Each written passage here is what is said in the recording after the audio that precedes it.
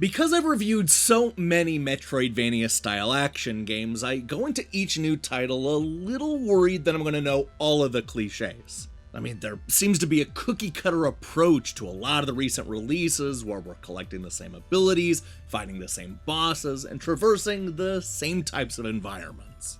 For its part, the new game Outpost Delta largely avoids many of the cliches by focusing on low-gravity enhancements and walking on the walls. Unfortunately, this interesting wrinkle to the formula is just about the only good thing that I can say about what is otherwise a boring, messy, and often broken throwback action game.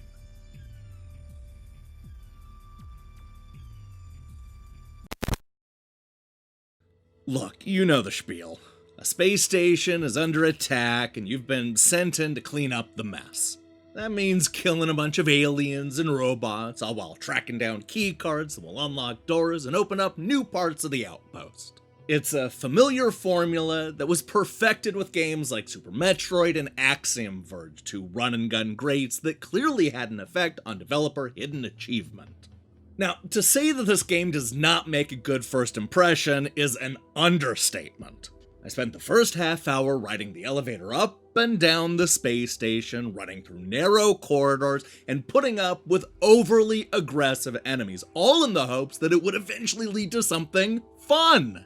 But you know what? The fun never comes. In its place is a repetitive game where every section of the ship plays out exactly the same way, and the new abilities, while novel, are a whole lot more frustrating than functional. You know what, let's go ahead and talk about those new abilities, because that's the one thing about Outpost Delta that differentiates it from the countless other Metroidvania-style action games.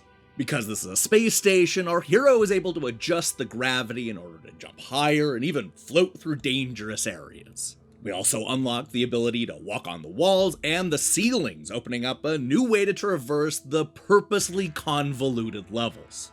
These are solid innovations that had the potential to shake things up, but the developer fumbled the execution every single step of the way.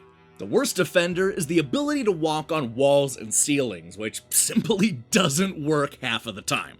Now, in theory, the character is supposed to automatically attach themselves to the wall or the ceiling whenever the ability is toggled on and they get close enough to stick.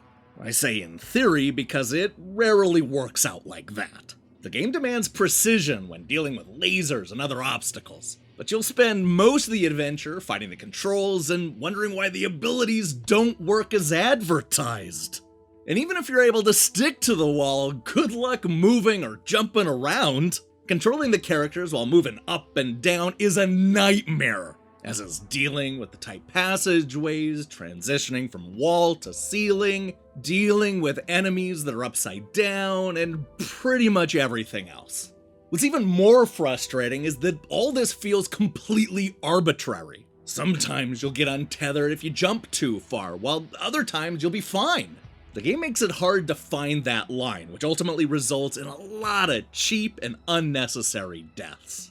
Speaking of which, this is a good time to mention that the enemies are aggressive to a fault. There are a number of bad guys who will immediately and relentlessly rush our hero and pin him against the wall.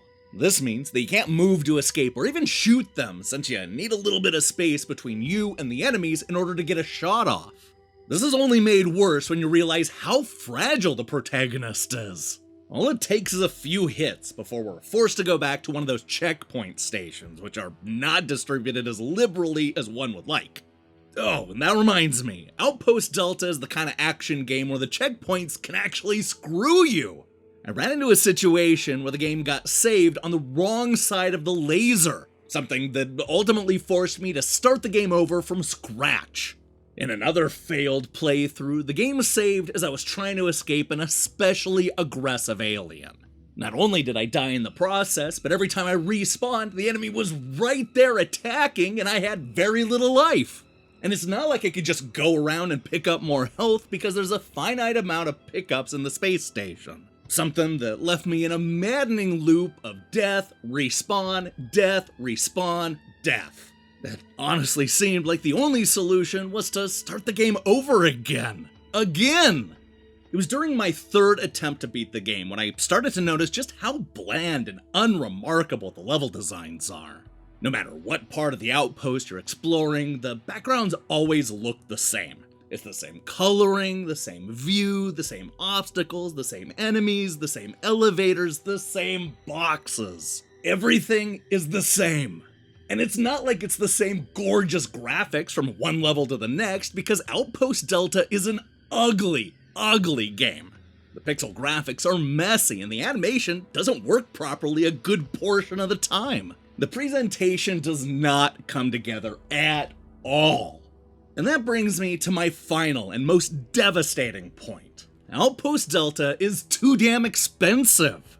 You're spending $25 for an action game with ugly graphics, bland level designs, aggressive enemies, broken gameplay, and a story so generic that you'll forget that it even exists. That's far too expensive for what amounts to a bad game that completely squanders the only innovative idea in its entire arsenal. Look, you're just better off replaying Super Metroid, Axiom Verge, or really just anything else.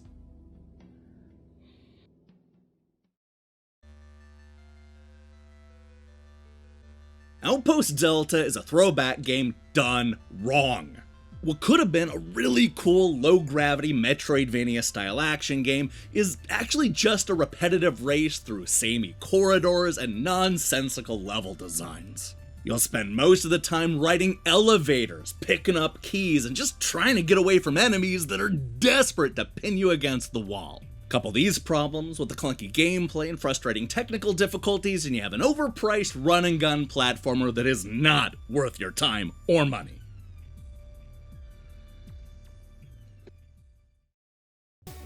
Hey, thanks for watching our review. If you liked what you saw here, then you should know that we post new reviews and features almost every day. Now here's the question I have for you. What is your favorite Metroidvania-style game? It can be Metroid, it can be Castlevania, or really it could be anything in that style.